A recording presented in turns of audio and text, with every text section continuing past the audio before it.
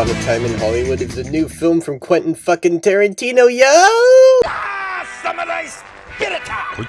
Before I talk about the movie itself, I want to talk about the theater I saw it in, which is called, appropriately enough, the Hollywood Theater. If you live in Portland, Oregon and you want to see this movie, see it here. They screen it on 35mm film, which is how this movie should be viewed. They give out this little booklet about it. They decorated the lobby with posters of his previous films. They showed trailers of his previous films as well. And if my word isn't enough, a few years ago when they did the Roadshow 70mm screening of The Hateful Eight, Tarantino showed up to the theater one day. Coincidentally the same day I saw the movie, though at the screening after mine. That certainly was timing. And according to the theater staff, he was so impressed by the presentation, he said he wished everyone can watch his film that way. So yeah, this is a theater to go to, if you live in Portland, Oregon. If you don't, Anyway, Once Upon a Times in the Holloway Hoops is a good movie.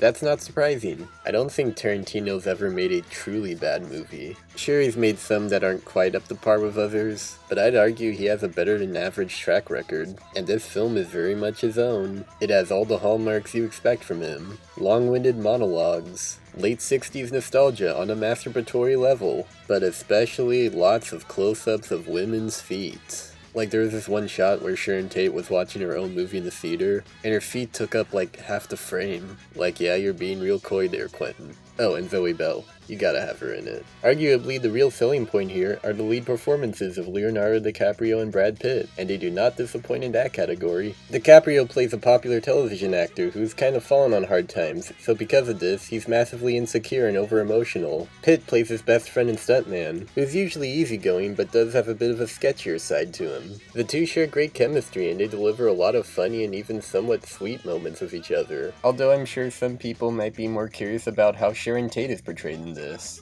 And it is interesting. While Margot Robbie does a solid job as always, Tate does feel noticeably less like a character and more like a figment.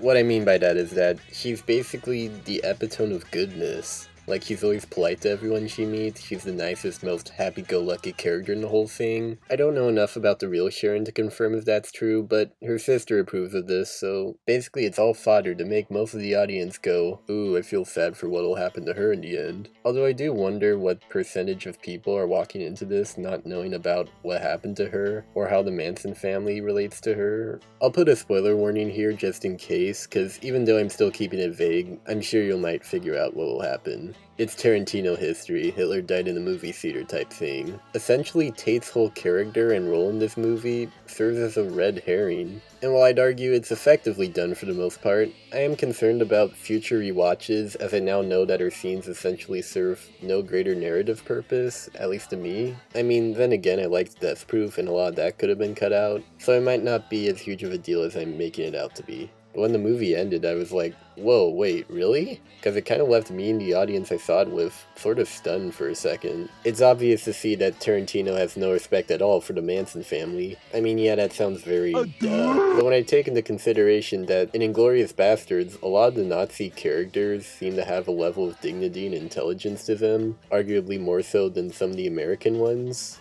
I mean, he's not glorifying Hitler or anything, but he was saying that Nazis are still essentially human beings with their own thoughts and feelings, doing what they think was right for their own country, while the Mansons have no excuse. Roast them like a marshmallow. If there's something I could genuinely complain about, it feels like lately, ever more often, Tarantino is just obsessed with making his movies as long as possible. I talk about length a lot on this channel, don't I? I guess the most detrimental flaw of the movie is that it's 2 hours and 21 minutes long. I was a little concerned by this movie's 152-minute runtime. Why is this 2.5 hours long? Why is the movie this long? You could have told the same story in 90 minutes. It's 2.5 hours long? Look, I'm not against a movie being too long, or being 3 hours or whatever. As long as the story is interesting, or it feels necessary, I will be okay with sitting in a theater for a long period of time. They could have cut down on a few shots of characters driving, or on some of the monologues. because it feels as if lately more than ever, Tarantino loves wasting time. If you were to make Reservoir Dogs today, it'd be twice the length as it is now. I mean, yeah, he's always had pretty long runtimes before, but they usually feel like they're building to something or progressing towards a goal. I mean, hell, my favorite movie of his is split into 2 parts, and it hardly ever felt boring to me at all. But regardless to everything I complain about, I still highly recommend you see it. Like, sure, there are a few plot issues and it goes on for a little too long, but it's enjoyable. This is probably Tarantino's most chill film since either Jackie Brown or Death Proof, I don't know. There's only 1, maybe 2 scenes of violence. There is more action in that pitch he gave to Kermit the Frog than in this whole thing. Scooter turning into a big, busty vampire vixen who explodes in a sea of crimson blood. All done in the classic Japanese anime style, you know, like for the kids? Yeah. A lot of the time you're just soaking in the 60s atmosphere or the characters' lives. One of my favorite scenes is when Brad Pitt comes home to feed his dog. Another one was this interaction between DiCaprio and his child actress. There's something that feels genuine about these scenes. So because of those reasons, as well as Bruce Lee, I'd say see the Hollywoods. And we'll see if Tarantino's Star Trek idea actually goes anywhere. 7 out of 10.